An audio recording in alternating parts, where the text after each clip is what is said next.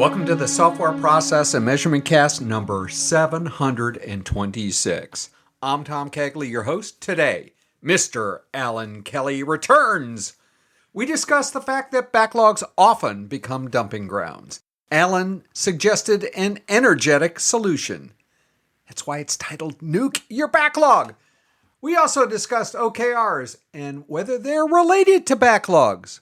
Are OKRs the chicken or the egg? Allan Kelly advises and mentors managers and teams in using agile approaches and OKRs to accelerate delivery, meet deadlines, and execute against strategy. He believes these approaches benefit businesses and create more fulfilling work environments. Allan is a keynote conference speaker and author of several books, including Succeeding with OKRs in Agile, The Art of Agile Product Ownership, and Business Patterns for Software Developers. He blogs at allankelly.net and can be contacted there or on LinkedIn. Links all in the show notes.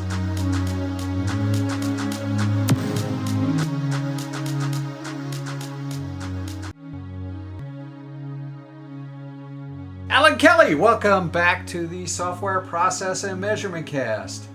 Well, thank you for having me, Tom. It's good to be back. I think this is fourth time? I think it might be, but it's been a few years. It was BC, before COVID, the last one we recorded. I don't remember before COVID. I'm now getting confused as to what really was before COVID. So it is interesting that life has changed so much in a relatively short period of time. Yeah, did you hear those people during the pandemic were saying it's speeding up digitization in 5 years? I think one of the consultancies came out with this figure. I think that may have been a bit conservative. It's left such a legacy of, we can see each other now. We never used to see each other when we recorded these. Yeah. And everybody suddenly had to use all that tech. Plenty of people are still working from home. Somebody said to me yesterday, it's almost like lockdown isn't over.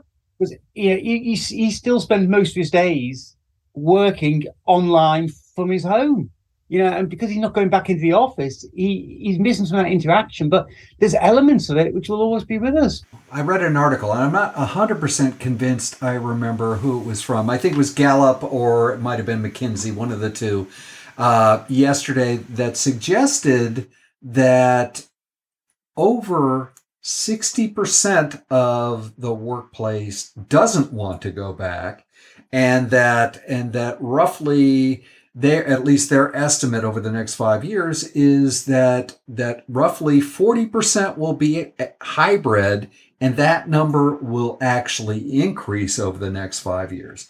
So I think it has been a sea change, at least in how people work. Yes. Yeah, and I'm not sure how it's going to play out entirely, because I think there are places where collaborative, being together, face-to-face working is, should we say, better? I know it's subjective. There are also places where things are better remote, and I don't think we've quite worked out what is best in what context. So I think, in many ways, this is the grand experiment now. Everyone work from home, that wasn't an experiment. That was a proof of concept. We forced everyone to. Now we're doing the experiment as we try and unpick, when you've got the option of one or the other, which one is best in which context. I think it is actually interesting also that in some organizations, there really isn't an option, and that the only option is to leave the firm if you want to stay hybrid.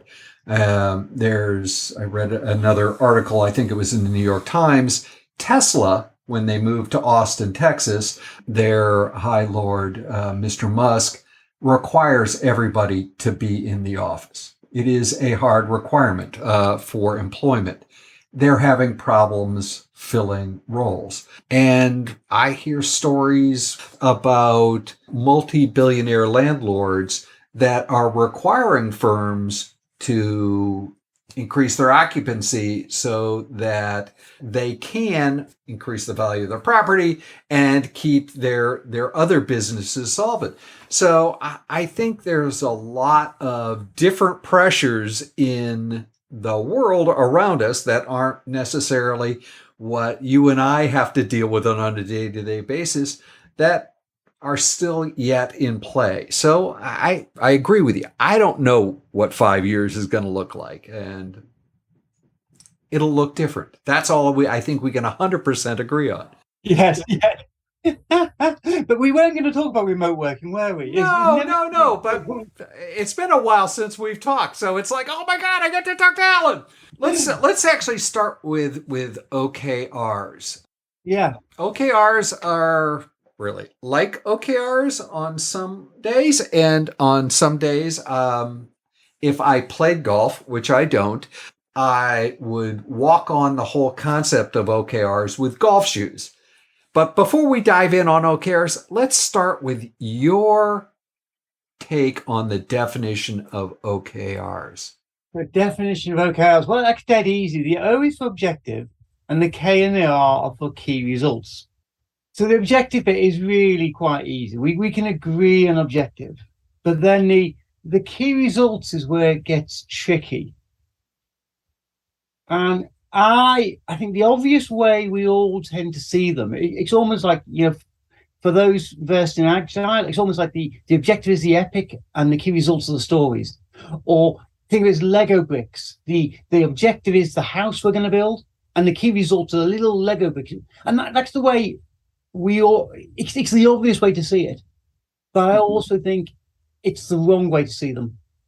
I think there are some objectives where, yes, there are a bunch of Lego bricks you need to put together, and probably the key results are them. But I prefer to think of the objective more as a story, and the key results as the acceptance criteria. So here's the objective. Here's the thing we're trying to build, the thing we're trying to create, the way we're trying to make the world better. And the parameters we're aiming for, the success criteria, the quantitative side, we code these as key results. It's not just that we've built an aeroplane that flies. It's that we've built an airplane that can fly London, New York. We've built an airplane that can fly London, New York faster than the speed of sound. It's not an objective of an airplane that flies and one key result is wings and another is engines. And, the key results are your acceptance criteria. So that's the way I prefer to see them. I want that objective to be an outcome in its own right. It's not a milestone. It's not itself a small, well, to some degree, all Lego bricks are smaller Lego bricks are the ultimate Lego brick. But, it should be an outcome, a thing which you can say, yeah, this in its own right is beneficial. The same as we always used to about epics and stories, but the objective should be a damn sight bigger. I like that way of looking at OKRs a lot more than some of the ways that people actually approach them, which is just a direct replacement using different terminology for MBOs and annual review criteria. Oh God, yeah. So, yeah, the whole MBO thing. So OKRs came from MBOs, and we have to acknowledge MBOs. But we're back to the culture debate. The classic project management versus the agile project management, if you like. MBOs were very much a top-down thing. You are given your objectives. If you do have a voice in it, you don't have much of a voice. The voice you have is when you are cascading your MBOs down to the person below you. And, it is very hierarchical. And I think, unfortunately, a lot of people, they see OKRs, they hear about them. They don't even need to hear that they're derived from MBOs. They look at them and say, oh, these look like MBOs. They smell a bit like MBOs, therefore they're MBOs. And they go into the whole cultural cascaded down thing. And a bit like yourself, I don't alternate between days, but I've alternated over time. In the beginning, when I found the client I was working with was adopting OKRs, I was like, oh my God, no, I can give you 20 good reasons why this isn't going to work. But working with them over a year, I came to like them. And the reason I liked them was I realized that rather than being a top-down thing, they're actually an empowerment technique. If we use them more as a bottom-up thing, this is the team, the workers, the people who are delivering it. They should be coming along and proposing the OKRs. And they're going to be saying, hey, our team, which specializes in product X or subsystem Y or whatever it is, our team, which has specialist skills, this is what we can do towards the company mission, the company purpose, the product goal, whatever the higher purpose and mission that is going on in the organization. The teams can come along and say, this is how we can contribute in the next quarter. And then, a bit like behavior and development, you've got the offer coded in a fashion which everyone recognizes. And we can then talk about it. We can then take that, not just to the senior people, but the other teams we work with, the people we need to coordinate, the other people in the organization. And we can say, look, this is what we're planning. This is what we're thinking of doing in the next quarter. Does this fit in with you? Do you like this? Is this valuable to you? And we can get people's feedback on that. And we can give our feedback on other people's things. So I came to see that if you approach them right, largely, I mean, as a bottom-up mechanism, they're actually an enabler. And ultimately, the team is defining an API for itself. The team is saying, in the next quarter, these are the outputs you can expect from us. How does an organization ensure that the activity that's going on within the firm is going in sort of an aligned direction versus just random noise, everybody doing whatever they want? So I think you can pick up the OKRs and you can look at them. I think it's as simple as that.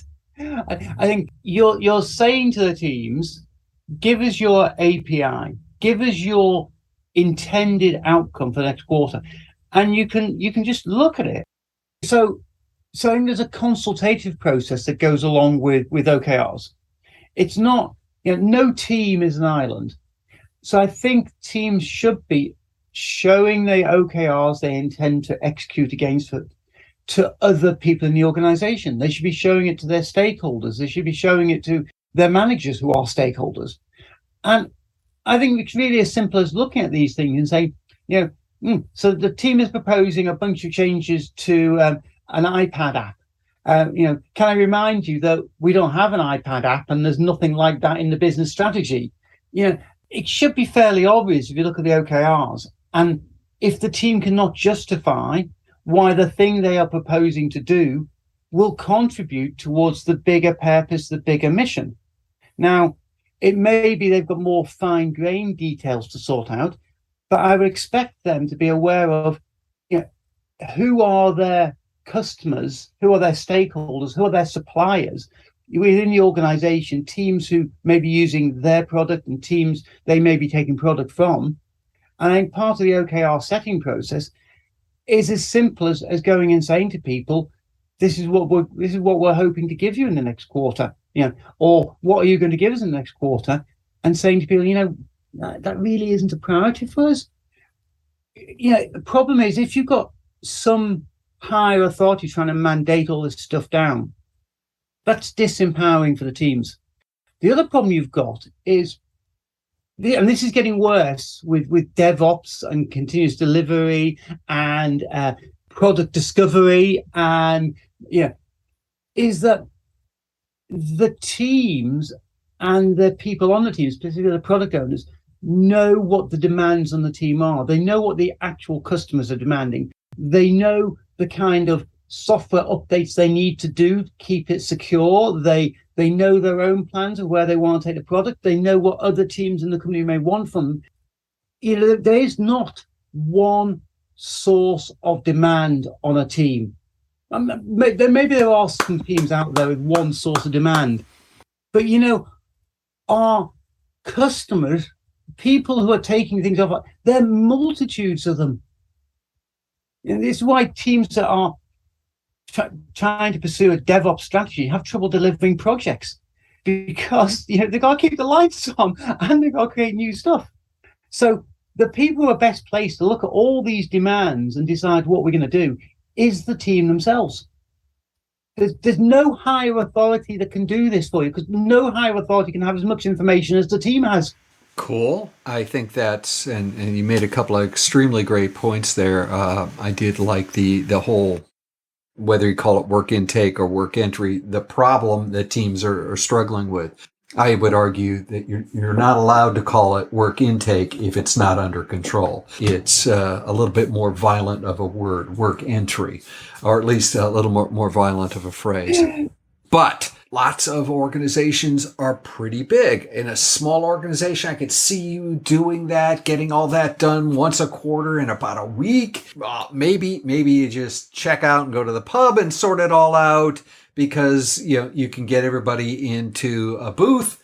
But if you have several thousand teams, aren't you going to be spending an entirety of a quarter sorting all of this out, and then get to start over before you actually write one line of code? Yeah, of course you are, if you don't trust them.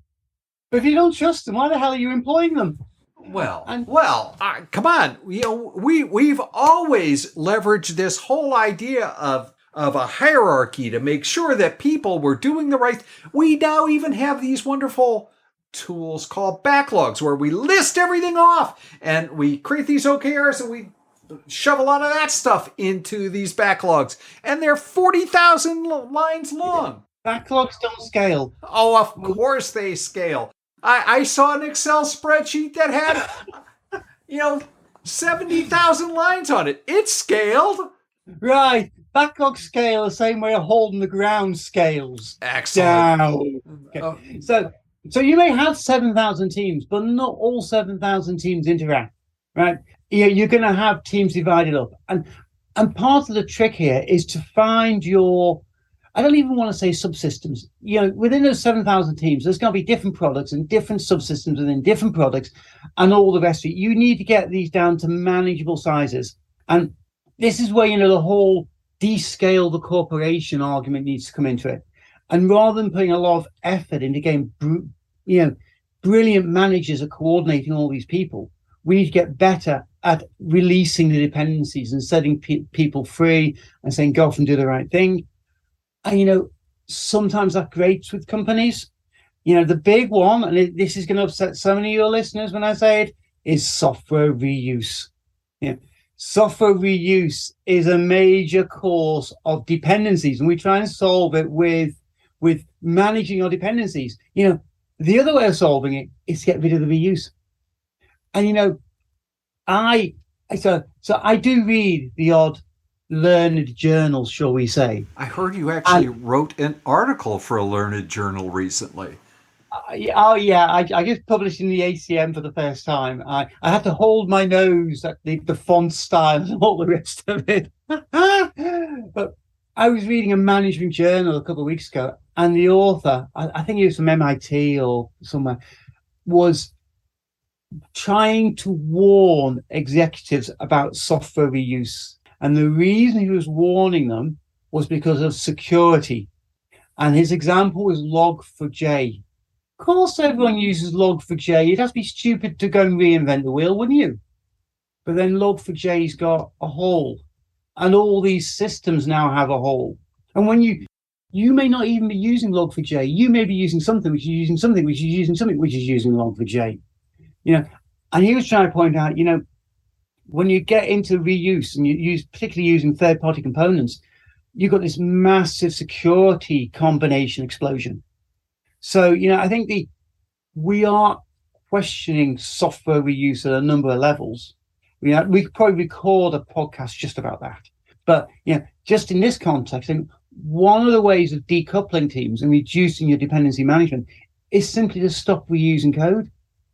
I think sometimes the savings we make on reusing code are less than the savings we make, or the money would be saved from all the dependency management, all the security implications, the fact that you all are now coupled and you go at the pace of the slowest team. And because you go at the pace of the slowest team, you suddenly got cost to delay on the scene. And because you've got all this, you've got a testing, we could go on. We will do a conversation about software reuse, which I think is probably one of the greatest red herrings that has been sold. Having lived in the measurement market, I don't know how much of that actually truly exists. I think a lot of that is smoke and mirrors. But you said something that triggered something I want to pull the chain on, and that's the relationship between OKRs and backlogs. And then we might spend a few minutes talking about the great dumping ground of backlogs. Yeah. So here's the question. Do you put the backlog first and the OKR second? In which case, when you come to set your OKRs, you get out your backlog. You and your product owner comb through it and decide what you're going to do for the next. Well, I keep saying 3 months. It could be 4. It could be 2. Whatever. You and the product owner comb through it. You decide the stories you're going to do for the next 3 months, and then you reverse engineer some OKRs that, in a few snappy sentences, describe all the backlog items you're going to do. So, is that option 1 or option 2? Do you say, what's the business strategy? What's the product goal? What's important to our customers right now? Okay, let's set some OKRs around that. And when we come to execute, when we come to do our sprints, our Kanban replenishments, we'll go and rummage in the backlog. And if we find something that looks like it supports the OKR we're focusing on, we'll pull it out and do it. But equally, if we can't find something in a backlog which fits the OKR we're trying to do, then we're just going to write out and do it anyway. So which comes first? Do OKRs derive from backlog, or does backlog derive from OKRs? I've seen both, unfortunately. So I did an experiment. This was, this is a beautiful opportunity. I have to thank the other coach involved. Inga, her name was. So this company I was working in, where they decided OKRs. I think we've both been through a cycle of OKRs. And I remember I was sitting with her with coffee, and I said, should we going to do backlog, OKRs, backlog? I said, me and the product owner think we're going to bring the OKRs to the fore and just sideline the backlog. We'll set our OKRs for the quarter. We'll focus on them. It might be backlog items, but we're really going to put the OKRs to the fore. And she said, well, no, we want to go the other way. We are, and with the product owner, and we are engineering some OKRs that will describe the work from the backlog we intend to do in the next 3 months. So we set up our experiment. 3 months later, we're back in the same coffee shop, and we have another coffee. And right, time to talk about this experiment. She said, no, I'm doing it your way next time. I suppose it could work if you've got the right backlog and you can line it all up and you can really gaze into the crystal ball and tell me what stories you're going to be doing in 8 weeks' time. But I really do feel that the way to do it is the OKRs. The OKRs for me are that missing piece between the higher purpose of the organization, the bigger goals, the business strategy, and all that good stuff. And our teeny tiny stories down here, folks on the audio can't see that I'm waving my hands around here, a top and a bottom. And for me, the OKR is that bit that sits in the middle, that connects the higher purpose and the strategy, and that will drive your stories. Because we set our OKRs and we can say, because they're big, they're meaningful. Stories should be small, but OKRs are big and meaningful. And we can say, do these objectives advance the company mission? Do they build towards our goals? With stories, pick up 60 stories, and they're all so minute. It's difficult to say, does changing the login page build towards the company mission? It's a question. It's difficult to see that. Yeah, it would.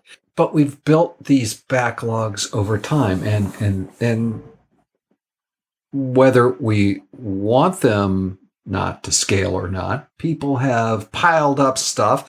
And they have come to the conclusion that once it's on the backlog, because we don't talk very well with each other, that it will someday emerge from that backlog. Yeah. Haven't we just created a scenario with OKRs? That thing, that black hole, has become something that's out of control. Well, I think backlogs are certainly out of control. And I don't think OKRs are. They have the capacity to become out of control. I think we could recreate the same old problem in OKRs as we've currently got with backlogs, because backlogs have recreated the same old problem we had with requirements documents, that people think once it's in a requirements document, once it's in a backlog, it is in some way promised. So while I can see a case for sketching out OKRs for 3 months' time, 6 months' time, 12 months' time, I wouldn't want either to do too far into the future or too detailed. But I think, probably our development groups have become like sponges, and we just pour stuff onto them, and stuff dribbles out the other end. And the stuff that dribbles out of the sponge, there's little of any relationship being poured in. And unfortunately, this destroys trust with our stakeholders. Our stakeholders come along, they say, someone comes along and says, can we get the system to do so-and-so? And the product owner says, oh yes, I'll just write that. I'll just put it on store, I'll put it in a backlog. And, the asker goes away thinking, okay, I'm going to get it sometime. Maybe not this week, maybe not next week, but it's in the system. Yeah. I don't know how many of your listeners, Tom, have been like me and have sat in the H1B queue waiting for a visa. It's the same type of visa anywhere in the world. You don't know when it's going to come out. So we tell our stakeholders that they're in the system, but they don't know when it's going to come out, and they're just grateful for anything comes out. When Agile, when Scrum, when they work well, they create a virtuous feedback loop that stakeholders put in requests, and in the not very distant future, they see it come out and they can give feedback on it, and we can close the loop and they can modify it. But when we have a large requirements document, when we have an unlimited backlog, we create this sponge and we break that feedback loop. And when we do that, we also break their trust, because we're saying we'll put in a backlog, but the product owner may well be thinking, gee, I know that thing's never going to get prioritized. That thing's never going to fight its way to the top of the queue. So, we're undermining our own teams when we do that. Well, we did get that person to go away, and that was our goal. Right. So we've actually satisfied something. Yeah. So it's about cost, you see. If someone comes to you as a product owner and says, can I have this feature? The cost of saying yes, watch while I type it into Jira, is really, really small. Right. You may know it's never going to get a priority. It's never going to happen. But if you say to them, say, Tom, it's a really great idea. I appreciate it. But if I'm being honest with you, I can't see that getting through the prioritization process. We've got some other really big stuff there. And you go, hey, hang on, look, my team really need this feature. It's going to be so useful. And, I spoke to Mary in accounts. She agrees with me that this should be, so if you can't see a way to give it, me and Mary are going to have to go and talk to, and, you suddenly make your life difficult. Saying no is expensive because you open the door to so much time. Every product owner in the world is not got enough time. It's a simple economics question. Yes, nod your head, smile, put it into the backlog, and keep stum. And maybe they'll forget it.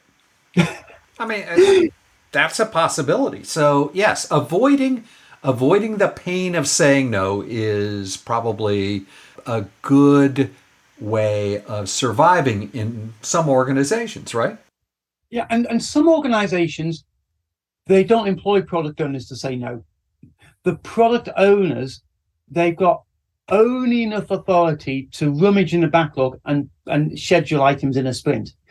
Now, the authority to say no is beyond them, or they don't feel as if they can say no to people. And unfortunately, the way Scrum originally envisaged product owner was a really quite authoritative, powerful figure. I still like that idea. It never seems to work out that way, though. We seem to end up in this world where the product owner happens to be the person who didn't get out of the way fast enough. It's often a coder who thought he just tried his hand at it, or got a battlefield promotion. And the secret here is the fact that we've got all these product owners who report to product managers. Now, who's the most important person in your company? Or I should say for you and me, Tommy, who are the most important people in our client's company? Yeah, it's not the people who work there. It's not even the managers. It's the shareholders. It's the owners. That's what the word owner means. And that's what Scrum had in mind, Jeff and Ken, when they christened that role. But these days, in most companies, managers are just the hired guns. But these days, in most companies, we've got product owners reporting to managers. The people who should be passionate about their products are reporting to the hired guns who may be gone tomorrow. True statement. So how do we get if we use OKRs to control or at least guide our backlogs, is that the mechanism to getting backlogs under control? I'll be honest with you. I have a personal backlog, and once a quarter, usually the second or third day after several glasses of wine, I throw it away and start over every quarter. Blank, absolute blank thing. Other than the 3 things I might be working on. But other than that, it all goes. It's like, I can't do it. How do you get it under control? That's where we're heading, Tom. And I'm going to take, as much as you're a bit of a hero to me, I'm going to take a lead from Jeff Bezos. So over at Amazon, I'm sure some of your listeners from Amazon, they'll know more about how this works. But Amazon have this thing called day one mentality. And Bezos says, every day is day one at the startup called Amazon. Every day is about what's going to add value to the customer. Now, I don't think that means you come in every day and throw away everything you did yesterday. I don't think it means you throw the code base away. I think what it means is every day you come in and you think, it doesn't matter what I was doing yesterday. It doesn't matter how much I've invested in this product or how much I've sunk into the thing we're building. If today it doesn't make sense for our customers, if today I see it's not going to add value for our customers, we don't continue it. We're not scared of changing direction. We're not held hostage by the work we've already done. And I think periodically, you do want to throw everything, pretend nothing exists and say, if we're starting from here, given the resources we have, the team we have, given the products we have, given what we know about our customers, what would be the most beneficial thing to our customers? Yeah. And don't be scared to leave all the baggage behind. Now, for perhaps 12 weeks in the quarter, you're doing that in miniature. You go in every morning, you say, am I still sure this is the right thing to do? Yeah, okay. A quick rain check, but yeah, we'll continue. But once a quarter, you say, blank sheet of paper time. Let's go back. Let's revisit our analysis. Let's make sure this is the right thing we're doing. And don't be scared to walk away from things which don't make sense anymore, or things which the market has changed. Actually, Amazon have walked away from a lot of products in their time. Remember the Amazon phone? They walked away from that. I mean, how much did they invest in it? A ton, probably. Can you get to a point where periodically your backlog is empty? Is that an okay thing? Here's a mental experiment for you. So imagine you don't go into the office anymore. One day you log on and somebody's deleted the backlog. The backlog's gone. What do you do? Okay. Call IT and ask them if they can restore it. No. These are hackers from some evil empire. Okay. They've got in there and they fake. Yeah. The first thing, I've asked this question to a few people, and people generally remember what they were working on yesterday.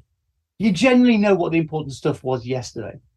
And you generally know the stuff that people keep asking about. You know the important stuff. The same as you know where you live. When you leave the house in the morning, you do not take a piece of paper with your name and address on. Yeah, okay. We have driver's licenses, but you don't take a piece of paper with your name and address. It's important, You know it's important, and over time, the backlog that was important. The things that people really cared about in the backlog, they come around and say, "Hey, Tom, I heard you lost your backlog. Can I remind you? There's a feature I asked for," and they would give it back. And the important stuff would come back, and the other stuff would be gone out of the way. But even more than that, I think, so getting that so that's how you recover your backlog. But in an operational sense, remember, we're following the OKR cycle. So probably every quarter, you're going back and you're saying, right, given where we are today, the resources we have, blah, blah, blah, what's the company goal? What's the company purpose? What's the strategy? What can we do as a team to advance towards those goals, to make the world a better place? And if you spend a day or two scratching your head and talking to other people, it may be you come up with the same thing that you thought of last week, but at least you're not continuing mindlessly. More likely, you'll find that priorities have changed. So, the quote that's following me around, I said this on a podcast with a Dreams with Deadlines podcast a few months ago. It said, nuke the backlog. This important stuff will come back. But what you get a chance to reset and think about your strategy, your ultimate goals, and to get rid of all those change the color of the login button. I think that's just excellent advice. And I think, the whole idea of pruning is important. No, not pruning. Not pruning. Well, pruning will take all day. Nuke it. Okay. Well, I'm one of those who just goes in and chops and chops and chops. So that to me is pruning, not necessarily the little individual items. Okay, but I get it. I think most people will start like you are pruning. Mine's pretty radical advice, but I'm painting a big picture here, so do something small. I mean, the other thing to add in here is and trying not to push the hot button of #no estimates, but we tend to run our backlogs based on effort estimates. And OKRs have baked into them this idea of ambition. So what are you running your system on? Are you running it on, let's load up with work, which when we put the random numbers we call estimates, those numbers add up to a full quarter of work? Or are we saying, hey, we're going to be ambitious. We're going to go for a 10x goal. If you're still in the estimation world, you're not going to be ambitious. No, if you want to go down that route, fine, but don't try and be ambitious and predictable. They ain't going to work. Yeah, those I think are two things that are incompatible over time. Allan, this has been fantastic. If you woke up tomorrow morning, you got your proverbial caffeinated beverage of choice, whether it's cold or hot, whatever works, and a magic wand, and had 2 wishes to solve how OKRs and Agile and backlogs work all together, what would those 2 things be and why? I think I would like to randomly destroy backlogs. I think the only thing you have to lose is your burn down chart.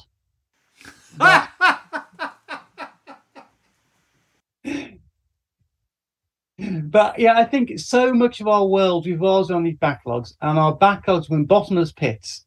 And a couple of times when I had these conversations, people have told me about places where they did lose the backlog, and it wasn't the end of the world. So I completely get this would be a super scary experience for people. And so it's a little bit mischievous for me. I'd want them to move some backlog. Perhaps the second wish is for the people whose backlogs do not get randomly deleted. Can I reprogram Chaos Monkey? Decide what comes first, backlogs or OKRs. And I hope you choose OKRs comes first. And then invest in that decision. Push it to the nth degree. Because I think if you do, you will see what I'm saying here. And that will nuke backlogs every X period of time, depending on what your OKR cycle is. Allan, fantastic. How would people continue the conversation? Well, I am Allan Kelly, and Really? I have allankelly.net, and my email address is allan@allankelly.net. And on LinkedIn, I'm Allan Kelly.net. LinkedIn/in/AllanKellyNet.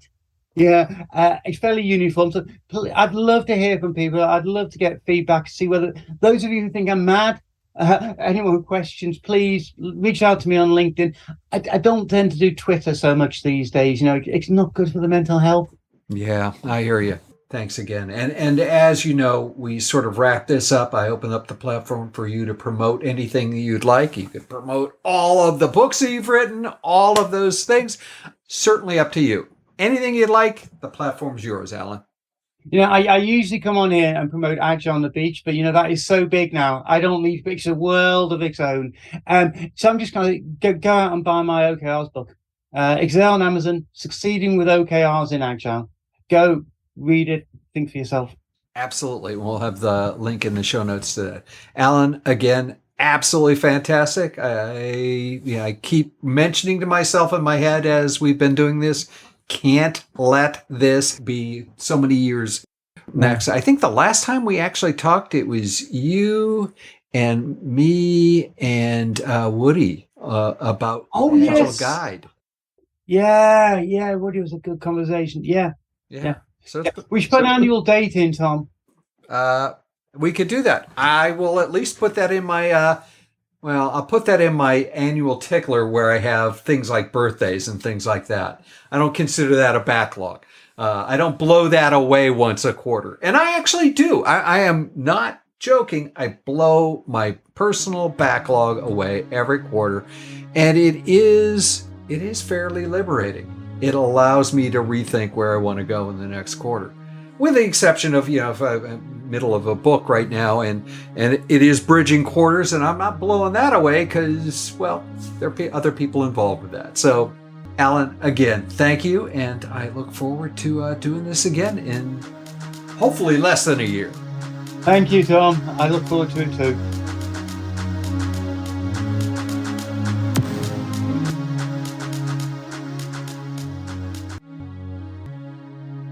In Reread Saturday News, we complete our reread of the classic Coaching Agile Teams this week with a few final thoughts. I view Coaching Teams as a tale of two themes. The first is a book of philosophy, and the second is a how-to book full of techniques. The full value of this book requires 2 readings. The first time I read the book, I took the how-to path. This time, the philosophies of Agile coaching were more important to me than any individual technique. Next week, we begin our reread of Extraordinary Badass Agile Coaching, The Journey from Beginner to Mastery and Beyond. Link in the show notes. Buy a copy and read along. In the Software Process and Measurement Cast number 727, we discuss the assumptions behind Little's Law and Neglected Whip. Some of these assumptions you can cheat on and still get valuable information. We'll also have a visit from Susan Parente, who brings her Not a Scrumdimentalist column to the cast. If process improvement is a never-ending journey, why do so many people ask, are we there yet?